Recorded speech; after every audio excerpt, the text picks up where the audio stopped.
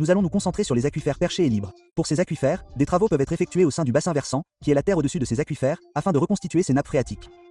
Dans un paysage dégradé avec un sol nu et nu, l'eau tombe sur les collines et les vallées et s'engouffre rapidement dans le système de drainage sans s'infiltrer pour alimenter les nappes phréatiques. Si l'eau de ce bassin versant ne s'infiltre pas dans le sol, alors lorsque l'eau est aspirée hors de l'aquifère par des pluies, elle n'est pas reconstituée. Dans le cadre d'un vaste projet de restauration sur le plateau de Los Anchines, ils ont décrit comment habiller ce sol nu en mettant des vêtements. Tout d'abord, cela signifie mettre un chapeau au sommet des collines en plantant des arbres. Lorsque les sommets des collines portent un chapeau et sont couverts d'arbres, il y a de nombreux effets positifs sur l'hydrologie, car la canopée forestière brise la force des gouttes de pluie qui tombent et crée un environnement de sol spongieux et ombragé pour une meilleure percolation de l'eau.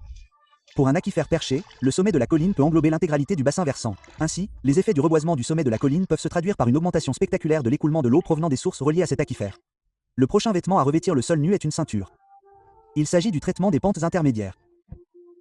Certaines structures ou certains schémas de culture placés perpendiculairement à l'écoulement de l'eau créeront des freins pour ralentir et faire baisser l'écoulement lorsque l'eau descend la pente.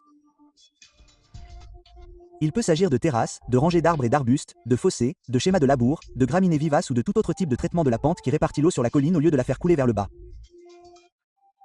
Cette interception ralentira la propagation et fera baisser l'eau pour augmenter la percolation en augmentant le temps et la surface de contact entre la terre et l'eau.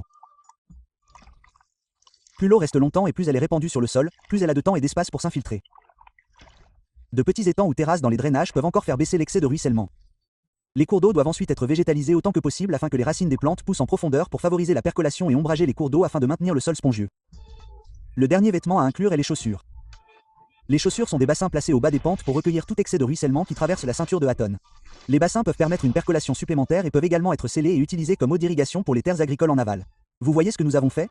Nous avons ralenti le débit d'eau dans tout le bassin versant en aménageant le terrain afin que l'eau s'infiltre dans le sol et recharge l'aquifère au lieu de s'écouler en aval sur un sol nu.